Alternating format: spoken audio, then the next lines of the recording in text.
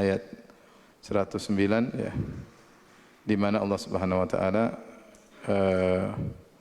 menyebutkan tentang sifat mereka, yaitu ahlul kitab yang mereka takut kepada Allah Subhanahu wa taala. Kata Allah Subhanahu wa taala, "Qul aminu bihi aw lam tu'minu innal ladzina utul ilma min qablihi idza yutla 'alaihim yakhiruna lil adqani sujada wa yaquluna subhana rabbina in kana wa'du rabbina lamaf'ula wa yakhiruna lil adqani yabkun wa yaziduhum khushu'a."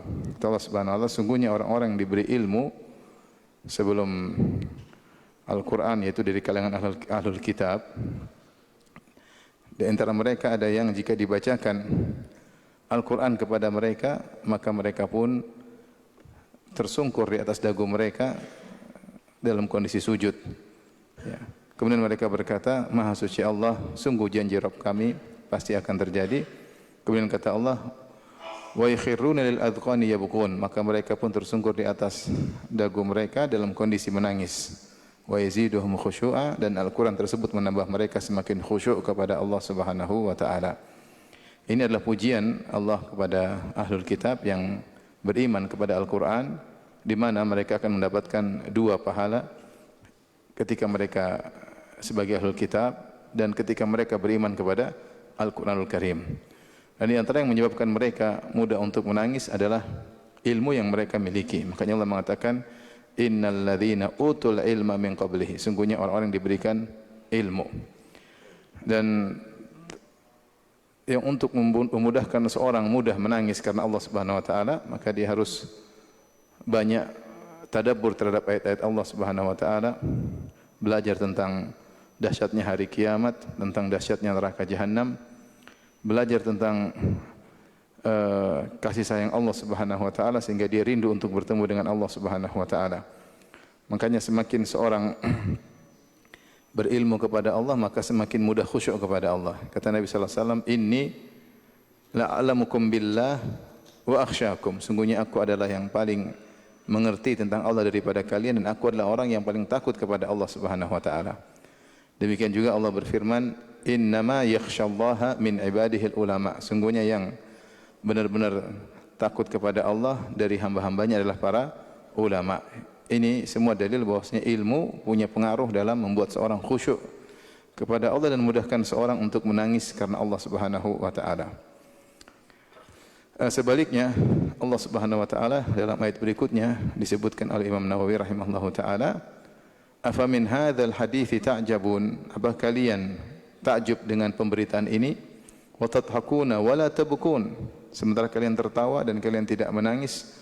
Wa antum samidun, dan kalian lalai ya, dari berita-berita Al-Quran. Ini ayat di penghujung surat An-Najm mencela orang-orang musyrikin yang mereka tidak terpengaruh dengan Al-Quran, yang seharusnya Al-Quran buat mereka bisa menangis ya, justru mereka malah tertawa.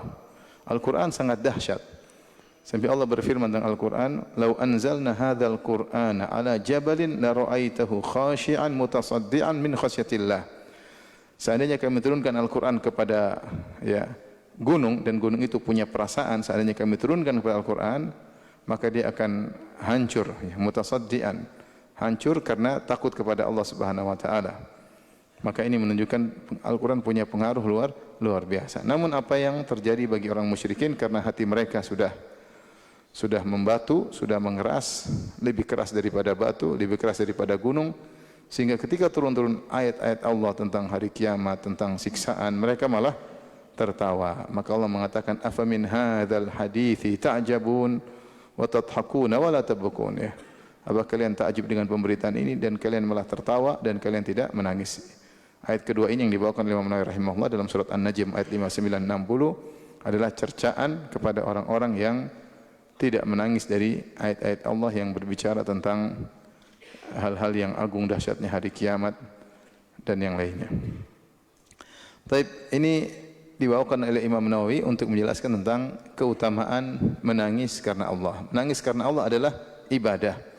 Maka seorang ketika menangis, dia menangis karena Allah dan dia ikhlas, bukan riya ketika menangis, tapi menangis karena Allah, karena benar-benar rasa takut kepada Allah Subhanahu wa taala, atau karena rindu ingin bertemu dengan Allah Subhanahu wa taala. Syekh Utsaimin rahimahullah menyebutkan menangis karena Allah ada dua. Pertama, menangis karena takut dengan siksaan Allah Subhanahu wa taala, atau menangis karena mengingat dahsyatnya hari kiamat, ya, takut disiksa, takut dengan dosa-dosa, maka ini menangis karena takut kepada Allah. Menangis kedua adalah menangis karena rindu kepada Allah. Ketika dia mentadabburi ayat-ayat Allah tentang bagaimana agungnya ciptaan Allah, bagaimana luasnya rahmat Allah, bagaimana luasnya ampunan Allah Subhanahu wa taala, maka dia pun apa? Menangis karena rindu dengan Allah Subhanahu wa taala. Ini dua-duanya adalah tangisan yang mendatangkan pahala besar. Baik, kita bacakan hadis-hadis. Hadis pertama, wa Ibnu Mas'ud radhiyallahu taala anhu qala, dari sahabat Ibnu Mas'ud dia berkata, qala lin Nabi sallallahu alaihi wasallam, Nabi sallallahu alaihi wasallam berkata kepadaku, iqra alayyal Qur'an. Wahai Ibnu Mas'ud, bacakanlah Al-Qur'an kepadaku.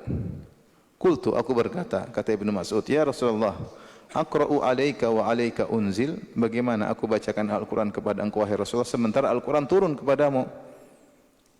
Qala inni uhibbu an asma'ahu min ghairi. Kata Nabi sallallahu alaihi wasallam, aku suka mendengar Al-Qur'an dari selainku. Aku ingin dengar orang lain baca. Karena dengan mendengar tadabbur juga bisa. Tadabbur bisa dengan baca sendiri. Ya, bisa juga dengan mendengar orang lain membaca. Ya, masing-masing punya kelebihan, ya. Masing-masing punya kelebihan. Tapi di antara hal yang membantu tadabbur adalah seorang konsen dengan bacaan orang lain. Kata Ibnu Mas'ud, fa qara'tu alaihi suratan nisa. Maka aku pun bacakan kepada Nabi surat An-Nisa. Bayangkan sahabat disuruh baca Al-Quran di hadapan siapa? Nabi sallallahu alaihi wasallam. Maka Ibnu Mas'ud baca. Hatta ji'tu ila hadhil ayah, sampai aku tiba pada ayat ini, itu ayat nomor 41. Jadi Ibnu Mas'ud baca dari ayat pertama, ayat kedua, ayat ketiga, terus Rasulullah menyimak, mendengar sampai ke ayat 41. Yaitu firman Allah, fa kaifa idza ji'na min kulli ummatin bi syahid. Bagaimana dengan kondisi yang sangat dahsyat pada hari tersebut ketika kami mendatangkan bagi setiap umat saksi bagi setiap umat. Wajibna bika ala haula'i syahida, dan kami datangkan engkau wahai Muhammad sebagai saksi atas mereka. Qala hasbukal an, kata Nabi, cukup engkau, cukup bacaanmu sekarang.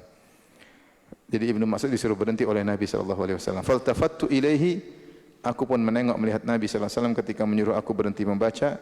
Fa idza ainahu tadrifan, tiba-tiba aku melihat kedua matanya dalam kondisi mengalirkan air mata. Muttafaqun alaih, di riwayat Bukhari dan Muslim. Ini contoh Nabi SAW menangis karena menyimak Al-Quran. Bagaimana tidak menangis beliau mendengar ayat yang berbicara tentang beliau. Itu di hari yang sangat dahsyat, di mana Allah mendatangkan setiap Rasul untuk menjadi saksi bagi umat mereka. Allah datangkan umat Nabi Nuh. Kemudian Allah hadirkan Nabi Nuh, meminta saksi Nabi Nuh terhadap apa yang dilakukan oleh umatnya. Dan setiap Nabi demikian. Ya. Waji'a bin nabiyyina wasyuhada, dihadirkanlah para nabi, dihadirkan para saksi. Apa yang telah mereka lakukan, yang berbuat baik maupun yang berbuat buruk, nabi menjadi saksi atas perbuatan umat mereka. Setelah itu Allah berfirman, waji'na bika ala haula'i syahida, dan kami datangkan engkau wahai Muhammad sebagai saksi bagi mereka. Sini ada beberapa tafsiran. Ada yang mengatakan nabi menjadi saksi atas orang-orang kafir, orang-orang Quraisy yang mendustakan dia. Nabi akan bersaksi di hadapan Allah, sungguhnya mereka telah mendustakan engkau ya Allah. Ada yang mengatakan yaitu haula'i, maksudnya orang kafir. Ada yang mengatakan wajibna bika ala haula'i, yaitu engkau, haula'i maksudnya umat Nabi, engkau akan menjadi saksi atas umatmu wahai Rasulullah. Ini juga dahsyat. Rasulullah dihadirkan dan umat Rasulullah dihadirkan, Rasulullah menjadi saksi atas mereka, yang baik-baik, yang buruk-buruk. Ada lagi pendapat mengatakan maksudnya Rasulullah SAW menjadi saksi atas seluruh para nabi. Wajibna bika ala haula, setiap umat didatangkan nabinya, setiap umat didatangkan, dan nabi menjadi saksi atas nabi-nabi itu semua. Dan lebih dahsyat lagi, sebagaimana firman Allah Subhanahu wa taala, wa kadzalika ja'alnakum ummatan wasatan litakunu syuhada'a 'alan nas wa yakuna ar-rasulu 'alaikum syahida. Demikianlah kami jadikan kalian sebagai umat yang tengah, ya, agar kalian menjadi saksi bagi umat-umat yang lain. Kenapa? Ketika di hari kiamat kelak, ketika setiap nabi dihadirkan menjadi saksi kepada umatnya mendustakan nabi ini. Tidak benar ya Allah, tidak benar ya Allah. Maka ada saksi lain yang menguatkan para nabi, itu siapa? Nabi Muhammad sallallahu alaihi wasallam. Kondisi sangat dahsyat pada hari tersebut. Bagaimana nabi dihadirkan untuk menjadi saksi bagi para nabi, bagi umat-umat terdahulu. Maka ketika itu Nabi pun mengatakan hasbukal an, berhenti engkau wahai Ibn Mas'ud, dan beliau pun menangis merenungkan tentang dahsyatnya hari tersebut. Dan ini menunjukkan bahwasanya menangis karena Allah atau karena dahsyatnya hari kiamat ini dituntut, dan itu adalah ibadah kepada Allah Subhanahu wa taala. Makanya Allah memuji, kata Allah, wa yakhiruna lil adqani yabkun, mereka tersungkur di atas dagu-dagu mereka, maksudnya benar-benar sujud. Itu maksudnya sujud, saking tunduk sujudnya seakan-akan dagu mereka mengenai apa? Tanah. Yabkun, dalam kondisi menangis. Taib, hadis berikutnya, wa an Anas radhiyallahu anhu, dari Anas radhiyallahu taala anhu qala, Rasulullah SAW bersabda, beliau berkata, khataba Rasulullah SAW khutbatan Rasulullah SAW berkhutbah dengan suatu khutbah, ma sami'tu mithlaha qat. Suatu Rasulullah SAW berkhutbah dengan khutbah yang tidak pernah aku mendengar khutbah seperti itu sebelumnya. Faqala, di dalam isi khutbah tersebut Rasulullah SAW berkata, lau ta'lamuna ma a'lam la dhahiktum qalilan wa la bakaitum katsira. Seandainya kalian tahu apa yang aku tahu, kalian akan sedikit tertawa dan kalian akan banyak menangis. Qala, kata Anas radhiyallahu anhu, faghatta ashabu Rasulillah sallallahu alaihi wasallam wujuhahum, maka para sahabat ketika mendengar sabda Nabi tersebut, mereka pun menutup wajah mereka dengan baju-baju mereka. Walahum khanin, dan terdengar suara isakan mereka dari hidung mereka. Itu isakan yang keluar dari hidung, terdengar ada dengungnya yang menunjukkan tangisan yang kuat dari mereka. Ini juga menguatkan dalil bahwasanya rasa takut kepada Allah Subhanahu wa taala dan menangis kepada Allah Subhanahu wa taala dibangun di atas ilmu. Makanya Nabi mengatakan, "Lau ta'lamuna ma a'lam." Kalau kalian tahu apa yang aku ketahui. Tapi para sahabat tidak mengetahui apa yang diketahui oleh Nabi. Nabi diperlihatkan surga secara langsung. Nabi diperlihatkan neraka secara apa? Langsung. Tentu beda dengan orang yang cuma diceritakan. Nabi lihat langsung, tentu pengaruh imannya tidak sama dengan orang yang hanya sekedar mendengar. Maka Nabi mengatakan, seandainya kalian tahu apa yang aku tahu, tentu kalian akan banyak menangis dan kurang tertawa. Maka ini menuntut bagi kita untuk banyak tadabbur, belajar Al-Quran, tadabburi ayat-ayatnya, sehingga ketika baca kita bisa terhanyut dalam dahsyatnya Al-Quran, sehingga kita bisa menangis ya. Kemudian Imam Nawawi membawakan hadis berikutnya yang juga menunjukkan akan keutamaan menangis karena takut kepada Allah. Wa an Abi Hurairah radhiyallahu anhu qala, dari Abu Hurairah radhiyallahu anhu beliau berkata, qala Rasulullah sallallahu alaihi wasallam, Rasulullah SAW bersabda, la yalijun nar rajulun baka min khasyatillah. Tidak masuk neraka seorang yang menangis karena takut kepada Allah Subhanahu wa taala. Hatta ya'udal labanu fi dhara, sampai susu masuk kembali ke air susu, masuk kembali lagi kepada susu onta. Kalau sudah diperah tidak bisa lagi masuk ke susunya kembali ya. Wala yajtami'u gubarun fi sabilillah wa dukhanu jahannam, dan tidak akan berkumpul debu ketika seorang berjihad di jalan Allah dengan asap neraka jahannam. Hadis ini menjelaskan tentang dua keutamaan. Yang terakhir tentang keutamaan berjihad di jalan Allah Subhanahu wa taala. Orang yang berjihad dengan ikhlas kepada Allah, maka ketika tubuhnya terkena debu, menempel pada tubuhnya, pada bajunya, dia tidak akan masuk neraka. Karena debu yang nempel pada dirinya tersebut tidak akan bisa berkumpul dengan asap neraka. Apalagi apinya. Asapnya sih tidak akan berkumpul, apalagi apinya. Ini keutamaan yang agung bagi orang yang berjihad di jalan Allah Subhanahu wa taala. Yang pertama tentang keutamaan orang menangis karena takut kepada Allah Subhanahu wa taala. Enggak akan masuk neraka kecuali air bisa dimasukkan lagi dalam susunya. Air susu dimasukkan lagi dalam susu baru bisa. Dan itu adalah kemustahilan. Itu ungkapan kemustahilan. Ini dalil bahwasanya tentang keutamaan orang yang menangis karena takut kepada Allah Subhanahu wa taala. Ya. Dan ini seperti saya katakan tadi, menuntut seorang untuk semakin belajar dan banyak perenungan. Ketika dia bersendirian, dia merenungkan tentang hari kiamat, tentang alam barzakh, tentang dosa-dosa yang dia lakukan, tentang hak-hak yang belum dia tunaikan, tentang waktu-waktu yang dia buang, tentang kejahatan lisannya, tentang kejahatan matanya. Dia renungkan sampai dia menangis, dan dia latih dirinya untuk menangis karena merenungkan itu semua, sehingga timbul rasa takutnya kepada Allah Subhanahu wa taala. Baik, kita lanjutkan hadis berikutnya ya.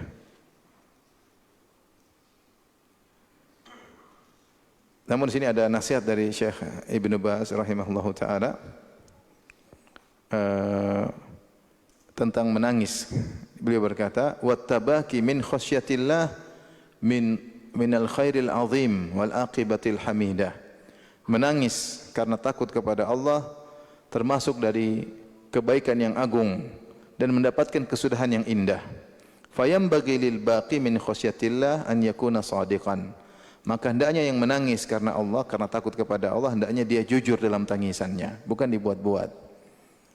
Bukan karena riya, bukan untuk supaya dipuji, ya. Karena menangis adalah ibadah, maka seorang menangisnya pun ikhlas karena Allah. Bukan untuk pamer matanya bengkak karena menangis karena Allah Subhanahu wa taala. Bukan untuk merekam isakannya kemudian dia sebarkan ke orang-orang supaya orang-orang tahu dia menangis karena Allah. Tetapi hendaknya dia menangis ikhlas. Makanya beliau berkata, "Fayambaghi lil baqi min khasyatillah an yakuna shadiqan." Maka hendaknya orang yang menangis karena takut kepada Allah jujur dalam tangisannya. Wa an yata'aththara dzalik biqalbihi wa qalibihi fi ada'i ma aujaballahu wa tarki ma harramallah. Dan hendaknya tangisannya tersebut berpengaruh bagi hatinya dan bagi jasadnya dalam menjalankan apa yang Allah wajibkan dan meninggalkan larangan Allah. Cuma kalau dia nangis-nangis tapi tetap maksiat, ini berarti tangisannya tidak ada pengaruhnya. Dia menangis karena Allah tapi malas beramal soleh, ini tangisannya tidak ada pengaruhnya. Kata Syekh bin Baz rahimahullah ta'ala, hendaknya ya ketika dia menangis karena Allah pengaruh terhadap hatinya untuk semangat beribadah, untuk takut bermaksiat, dan juga qalibihi, dan juga berpengaruh pada fisiknya, qalb wal qalib, berpengaruh pada hati dan juga jasadnya dalam menjalankan apa yang Allah perintahkan dan menjauhi apa yang Allah larang. Cuma dia nangis-nangis ternyata dia sama saja tidak menjalankan ketaatan. Dia nangis-nangis tapi dia malah melakukan kemaksiatan. Hakadha yakunul mu'min inda tadhakkur wal itti'adz. Demikianlah seorang mukmin ketika dia ingat dan dia mendapat pelajaran, ketika dia menangis, yajtahidu fi ada'il wajibat wa tarkil maharim wal wuqufi inda hududillah. Dia bersungguh-sungguh untuk melaksanakan kewajiban dan meninggalkan yang haram dan berhenti pada aturan-aturan Allah Subhanahu wa taala. Kemudian dia berkata, ini penting ya. Tujuan nangis itu bukan sekedar nangis-nangis saja. Tujuannya agar membersihkan hati, membuat termotivasi untuk meninggalkan maksiat dan semangat untuk beramal saleh. Bukan sekedar nangis-nangis. Karena sebagian orang ada yang nangis bukan karena Allah Subhanahu wa taala. Ya, saya pernah diceritain sama teman, dia punya kawan masuk dalam satu majelis. Di majelis tersebut ada tangisan. Tapi untuk menggugah orang menangis maka dia ditugaskan. Ada yang sebelah sana pura-pura nangis, nah, sebelah situ pura-pura apa? Nangis, sehingga bikin nangis suasana, akhirnya nangis semua. Terkadang nangisnya bukan takut karena Allah, tapi sedih melihat orang lain nangis. Maka ikutan apa? Nangis. Ya. Nangis ibadah ya. Nangis adalah ibadah. Dan ibadah kalau menangis itu ibadah maka punya pengaruh dalam apa? Dalam melaksanakan ketaatan dan menjauhi larangan. Kemudian si Bilas berkata, fa inna man qassara fi dzalika wa tasahala fi dzalika nadim. Sungguhnya siapa yang kurang, tidak serius dalam hal ini, menggampangkan permasalahan ini, maka dia akan menyesal. Wasa'atil aqibah, dan kesudahannya akan buruk. Wala haula wala quwata illa billah. Tidak daya, tidak upaya kecuali dari Allah Subhanahu wa taala. Walakin yabki min khasyatillah, akan tapi hendaknya dia menangis karena takut kepada Allah Subhanahu wa taala. Ini penting ya, karena menangis adalah apa? Ibadah. Kalau tidak nangis jangan pura-pura nangis ya. Pura-pura nangis padahal enggak ada air mata. Kemudian ambil tisu, kemudian enggak ada air mata. Air matanya enggak ada. Ya buat apa? Enggak apa-apa, enggak. Kadang kita nangis, kadang enggak mesti harus selalu nangis. Umar juga tidak selalu nangis. Rasulullah SAW juga tidak selalu apa? Nangis. Kadang nangis, kadang enggak ya. Itu pun nangis ketika di rumah ya. Tidak usah nangis kemudian live. Nangis live, di-live-kan buat apa? Tapi hadis berikutnya dari Abu Hurairah radhiyallahu taala anhu, Qala Rasulullah SAW, hadis yang masyhur, sab'atun yudhilluhumullah fi dhillihi yauma la dhilla illa dhilluh. 7 golongan yang Allah naungi mereka di hari tidak ada naungan kecuali naungan Allah Subhanahu wa taala.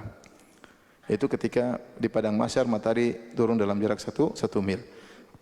Yang dimaksud dengan naungan Allah di sini ada 2 pendapat. Ada yang mengatakan naungan arsy Allah sebagian riwayat, ya. Namun ini juga diperselisihkan oleh sebagian ulama, ya, karena kita tahu arsy lebih besar daripada matahari. Ada yang mengatakan adalah seperti pendapat Syekh Utsaimin rahimahullah, maksudnya naungan yang Allah ciptakan. Naungan yang Allah ciptakan untuk menaungi orang-orang tersebut dan diidhafahkan kepada Allah fi dhillihi, dalam naungan Allah. Ini naungan yang diciptakan oleh Allah karena untuk memuliakan naungan tersebut. Seperti Allah mengatakan naqatullah, onta Allah. Maksudnya onta yang Allah ciptakan yang mulia. Seperti Ka'batullah, Ka'bahnya apa?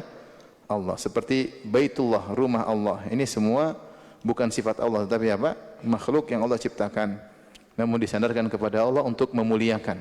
Di antaranya pada hari kiamat Allah ciptakan zil, naungan untuk orang-orang yang mulia ini. Dan ini seperti sabda Nabi SAW, kullu mri'in fi dhilli sadaqatihi yaumal qiyamati hatta yaqdiyallahu bainan nas. Atau kama qala Nabi SAW. Kata Nabi SAW, setiap orang akan berada di bawah naungan sedekahnya pada hari kiamat kelak. Sampai Allah mengadili, memberi keputusan kepada semua manusia. Artinya, sedekah yang seorang keluarkan akan menjadi naungan. Datang dalam memberi naungan kepada orang di bawah teriknya matahari di padang mahsyar. Sehingga ketika orang semua dalam kondisi sulit, dia dalam kondisi apa? Teduh. Karena ada naungan. Seperti juga Rasulullah mengatakan, bacalah Al-Baqarah dan Al-Imran. Fa innahuma ya'tiyani yaumal qiyamati ka'annahuma ghamamatan. Bacalah Al-Baqarah dan Al-Imran, sungguhnya keduanya akan datang pada hari kiamat seperti 2 awan yang besar yang juga menaungi orang pada hari kiamat kelak.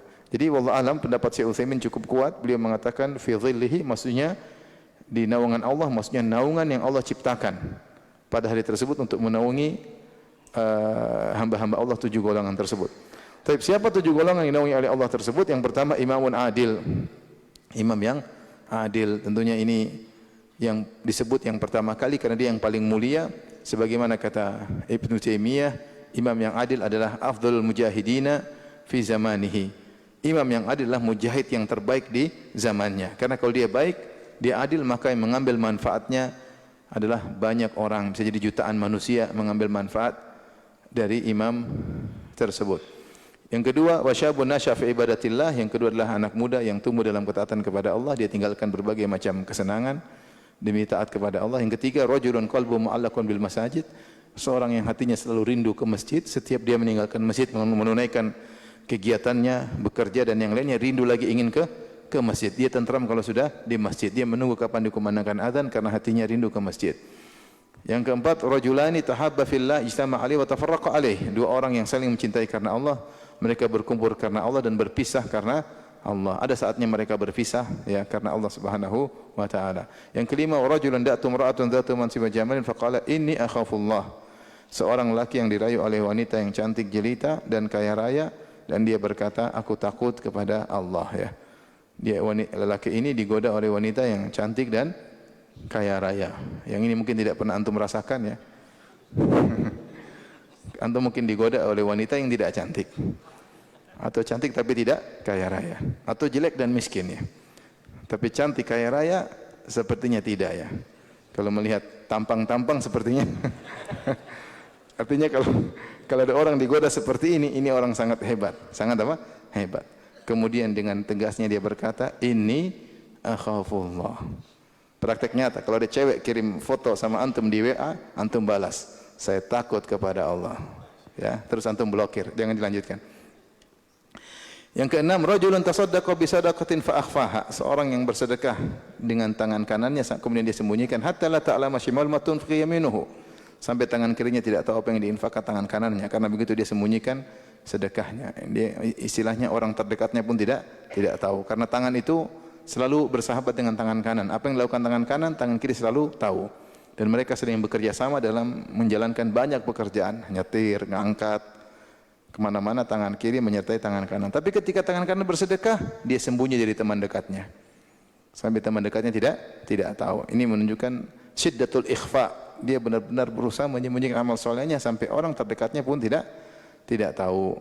Maka orang ini akan dinaungi oleh Allah pada hari kiamat kelak.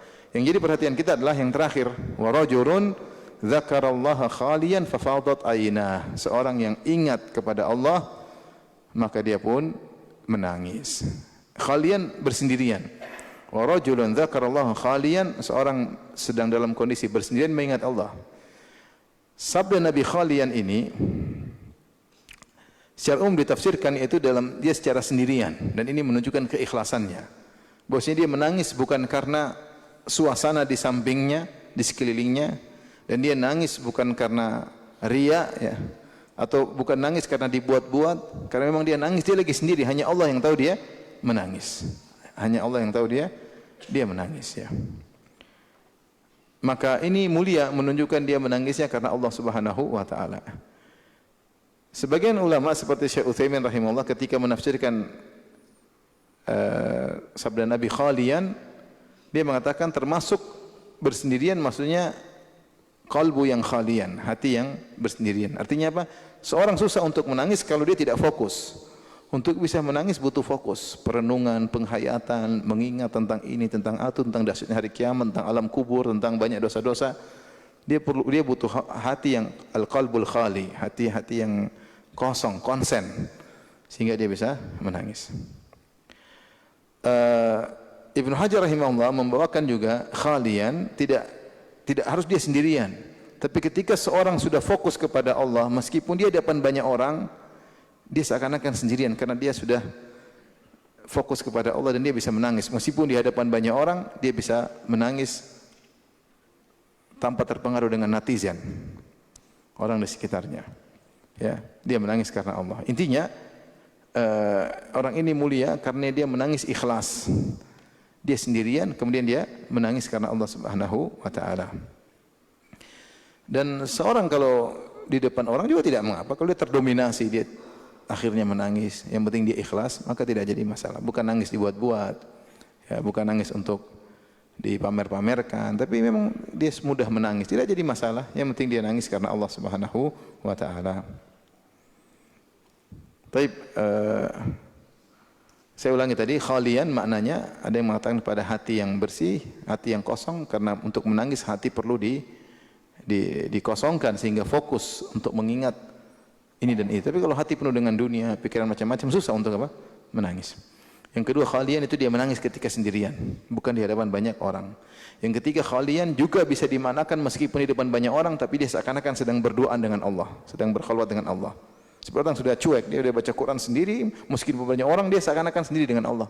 Samping orang dia tidak peduli, dia baca Quran. Itu dia berzikir, merenung, meskipun orang sekitar dia lalu lalang, dia seakan-akan sedang berdua-dua dengan apa? Allah. Itu juga masuk dalam hadis ini. Baik. Hadis berikutnya, wa an Abdullah ibn Syikhir radhiyallahu ta'ala anhu qala ataitu Rasulullah sallallahu alaihi wasallam, aku mendatangi Rasulullah sallallahu alaihi wasallam wa huwa yusalli, dalam kondisi Nabi sedang salat. Wa li jawfihi azizun ka azizil mirjal minal buka. Ya. Dan dari dalam Nabi terdengar suara zzz, ya, seperti suara air yang dimasak di api yang panas, itu seperti suara mendidih, ada suara apa namanya, gejolak air, yang mendidihnya air, itu ada suara khusus. Artinya Nabi SAW terisak-isak sambil ditahan di dadanya. Artinya Rasulullah SAW sholat sambil apa? Menangis. Sholat sambil menangis ya. Kebetulan sahabat ini datang, kemudian dia mendengar isakan Nabi yang tertahan di dada Nabi SAW karena sedang sholat sambil menangis. Kata Al-Nawawi, hadithun sahihun rawahu Abu Dawud Tirmidzi wa Tirmidzi fi Syama'il bi isnadin sahih. Hadis yang sahih diriwayatkan oleh Al-Imam Abu Dawud dan Imam Tirmidzi dalam kitabnya Syama'il dengan sanad yang sahih. Ini dalil bahwasanya Rasulullah SAW terkadang sholat dengan isakan, bahkan terdengar suara isakan dari dadanya. Hadis berikutnya, wa an Anas radhiyallahu anhu qala, dari Anas radhiyallahu anhu beliau berkata, qala Rasulullah sallallahu alaihi wasallam li Ubay bin Ka'ab. Rasulullah SAW berkata kepada Ubay bin Ka'ab radhiyallahu anhu, innallaha azza wa jalla amarani an aqra alayka lam yakunil ladzina kafaru. Wahai Ubay, sungguhnya Allah memerintahkan aku untuk membacakan kepadamu firman Allah surat Lam yakunil ladzina kafaru dan selanjutnya. Maka Ubay bertanya, "Wasammani ya Rasulullah, Allah sebut namaku?" Yaitu Allah bilang sama anda, "Wahai Muhammad, bacakanlah kepada Ubay bin Ka'ab." Ubay heran, "Ini Allah sebut saya ya Rasulullah?" Kata Nabi, "Na'am, iya Allah sebut kamu." Fabaka Ubay. Ubay pun apa? Menangis. Ini menangis karena apa? Karena rindu kepada Allah. Menangis karena hamba yang dia rasa dirinya tidak ada apa-apa ternyata diingat oleh Allah Subhanahu wa taala. Maka dia pun menangis. Ya karena rindu kepada. Ini antara dalil bahwasanya tangisan yang terkait dengan Allah apakah karena takut ataupun karena pengagungan terhadap Allah, apa karena rindu kepada Allah, ini semua masuk dalam menangis karena Allah Subhanahu wa taala. Karena terkadang orang menangis karena melihat luasnya karunia Allah, bagaimana Allah dia banyak dosa tapi Allah mudahkan urusannya, dia pun menangis. Bagaimana Allah kasih Allah menyelamatkan dia padahal dia sering melakukan apa? Kesalahan, maka dia pun nangis. Dia tahu betapa Allah sangat sayang kepada dia. Ini juga bisa buat orang menangis. Atau dia melihat keagungan Allah, lihat alam semesta yang begitu luar biasa. Sungguhnya Tuhan pencipta ini sangat sempurna ya. Dia merenungkan tentang ciptaan Allah, maka dia menangis. Dia menangis karena mengagungkan Allah. Ini semua sama.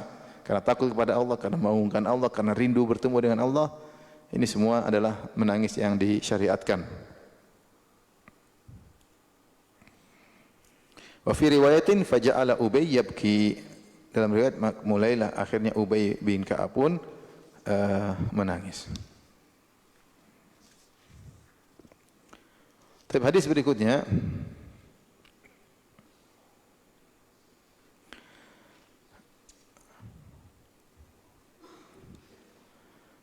saya bacakan juga nasihat Syekh bin Baz ya.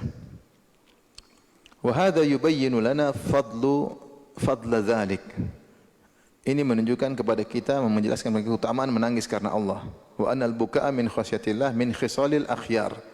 Bahwasanya menangis karena Allah merupakan sifat-sifat orang-orang terbaik. Orang terbaik, orang mulia suka menangis. Fayambagi lil mu'min an yata'atu asbab dzalik. Maka hendaknya seorang mukmin berusaha menempuh sebab-sebab agar dia mudah menangis karena Allah. Wa an yahrisa ala asbab dzalik, dan berusaha mendapatkan sebab-sebab tersebut. Liyalina qalbuhu wa yakhsha'a qalbuhu, agar hatinya menjadi lembut, hatinya menjadi khusyuk. Wa liyata'aththara qalbuhu bi ta'atillahi azza wa jalla, agar hatinya mendapat pengaruh dari ketaatan kepada Allah Subhanahu wa taala. Seorang berusaha tadi, ini semua butuh hati yang fokus, butuh perundungan-perundungan, butuh ilmu, Adapun kalau kita kesana kemari sibuk dunia, enggak pernah fokus, gimana mau menangis? Nanti kalau rugi baru menangis, rugi dunia. Nangis bukan karena Allah, tapi nangis karena kehilangan apa? Dunia. Ya. Yang dimaksud bukan itu ya. Ada orang menangis kenapa? Berdoa sama Allah, ya Allah saya dikejar utang, ya Allah tolonglah hamba-Mu ini. Ini nangis bukan karena takut kepada Allah, tapi nangis karena minta-minta kepada. Ini juga tidak apa-apa, tapi bukan itu yang dimaksud. Bukan itu yang dimaksud. Jadi berusaha kita menempuh sebab-sebab yang buat kita mudah untuk menangis. Di antaranya menuntut ilmu tentang asma dan sifat-sifat Allah, nama-nama Allah, agar kita tahu tentang keagungan Allah. Baik. Hadis berikutnya, wa anhu qala, dari Abu Hurairah radhiyallahu taala anhu, atau dari Anas bin Malik radhiyallahu anhu, qala Abu Bakar li Umar ba'da wafati Rasulullah sallallahu alaihi wasallam. Abu Bakar berkata kepada Umar setelah wafatnya Nabi, "Intaliq bina ila Ummi Aiman." Wahai Umar, ayo kita jalan menuju rumah Ummu Aiman. Ummu Aiman Al-Habasyiyah, yaitu yang merupakan hadinat Rasulullah sallallahu alaihi wasallam, yang mengurusi Nabi sallallahu alaihi wasallam ketika masih apa? Kecil. Nazuruha, kita ziarah kepada Ummu Aiman. Tentunya Ummu Aiman sudah sangat tua karena dia yang ngurusin apa? Nabi ketika masih kecil ya. Kama kana Rasulullah SAW yazuruha, sebagaimana Nabi ketika masih hidup sering menziarahi Ummu Aiman. Falamman tahaya ilaiha bakat. Ketika Abu Bakar dan Umar sudah sampai ketemu dengan Ummu Aiman radhiyallahu taala anha, Ummu Aiman pun menangis. Faqala laha, maka kedua sahabat yang mulia ini Abu Bakar dan Umar berkata kepada Ummu Aiman, "Ma yubkiki? Apa yang buat kau menangis wahai Ummu Aiman? Amma ta'lamina anna ma 'inda Allah Ta'ala khairun li Rasulillah sallallahu alaihi wasallam." Kenapa kau nangis? Tidakkah kau tahu bahwasanya apa yang Allah siapkan buat Nabi lebih baik daripada kalau Nabi masih hidup?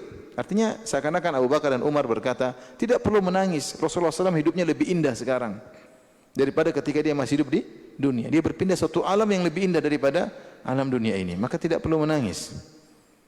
Maka Ummu Aiman menjelaskan kenapa dia menangis. Ma abki alla akuna a'lam anna ma indallahi khairun li Rasulillah.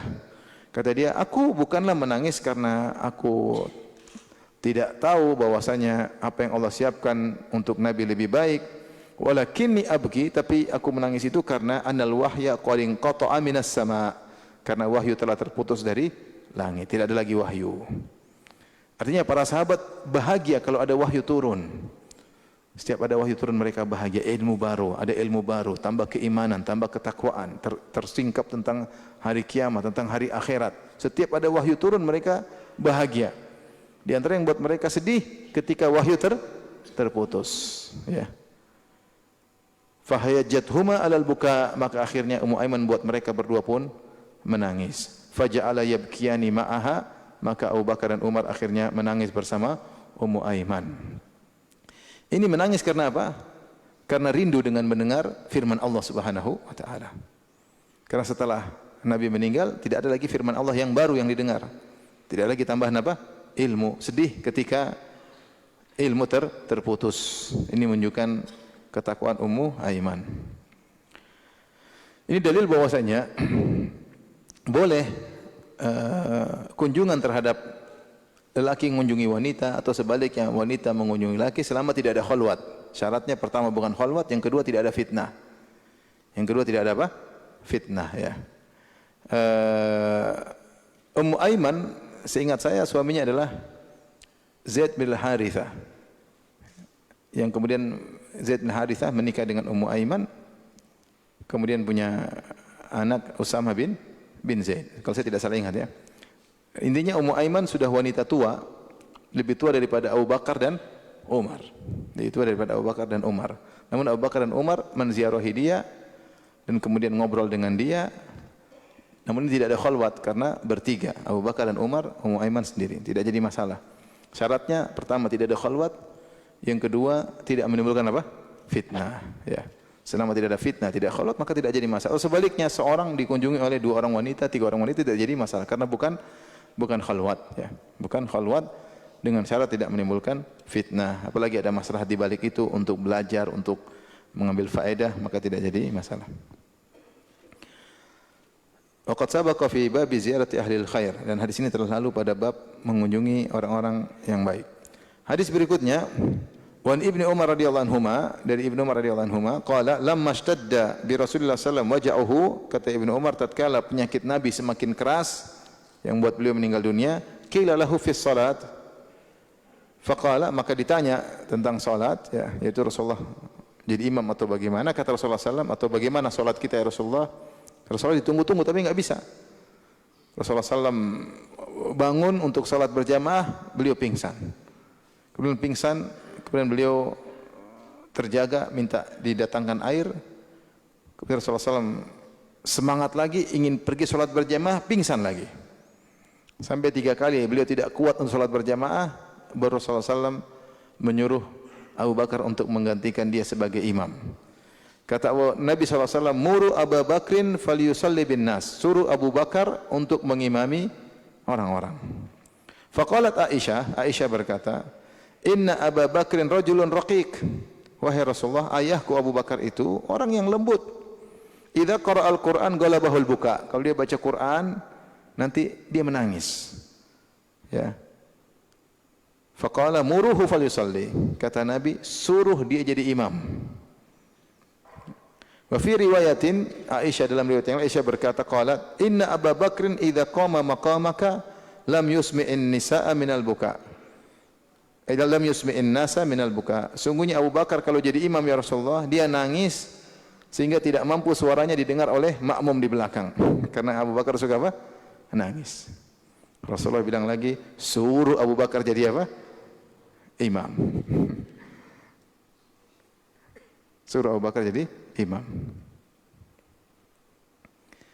Dalam riwayat kata Nabi, inna kunna sawahibu Yusuf.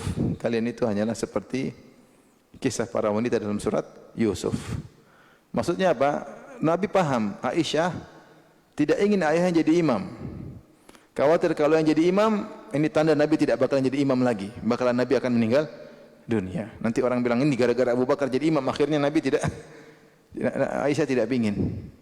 Sehingga dia cari alasan. Dia bilang Abu Bakar suka nangis. Abu Bakar nanti kalau jadi imam apa? Makmum tidak dengar apa? Suaranya. Tapi Nabi tetap mengatakan suruh Abu Bakar jadi apa? Imam. Dan akhirnya Abu Bakar jadi imam. Umar disuruh tidak mau, ada Abu Bakar. Abu Bakar jadi imamnya.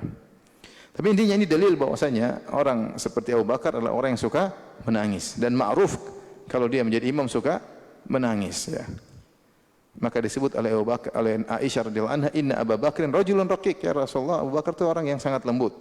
Kalau jadi imam suka menangis. Berapa menit lagi azan? Baik, hadis terakhir pada pembahasan kita kali ini, wan Ibrahim bin Abdurrahman bin Auf, anna Abdurrahman bin Auf, bosnya Abdurrahman bin Auf radhiyallahu anhu, sahabat yang terkenal kaya raya, ya. Sangat kaya raya ya. Sampai dikatakan kalau dia buka batu ada emas bisa didapatkan karena saking apa kaya rayanya. Dan ketika meninggalkan harta yang sangat banyak. Utiya bi ta'amin wa kana sha'iman. Suatu hari dia sedang berpuasa, kemudian dihidangkan pada dia makanan untuk berbuka. Ketika dia sedang mau berbuka, dia renungkan tentang sahabat-sahabat yang lain. Tiba-tiba pikirannya mengingat tentang di depan dia makanan enak. Tiba-tiba dia ingat tentang Mus'ab bin Umair. Dia berkata, "Qutila Mus'ab bin Umair radhiyallahu anhu wa huwa khairun minni." Mus'ab bin Umair telah meninggal dalam perang Uhud. Ini lebih baik dariku. Ini tawadhu'nya dia. Tawadhu'nya Abdurrahman bin Auf. Falam yujad lahu ma yukaffanu fihi illa burdatun. Tidak, ketika dia meninggal dunia, tidak ada kain yang cukup baginya untuk dikafankan. Kecuali hanya selembar kain, in guttiya biha ra'suhu badat rijlahu. Kalau ditutup kepalanya dengan kain tersebut akan kelihatan kedua kakinya. Wa in guttiya biha rijlahu, kalau kedua kakinya ditutup, bada ra'suhu, akan kelihatan kepalanya. Baik, kita lanjutkan aja pertemuan berikutnya. Ini hadis banyak faedah, tidak bisa kita potong. Insyaallah setelah azan kalau ada yang bertanya saya persilahkan. Wallahu taala alam bisawab.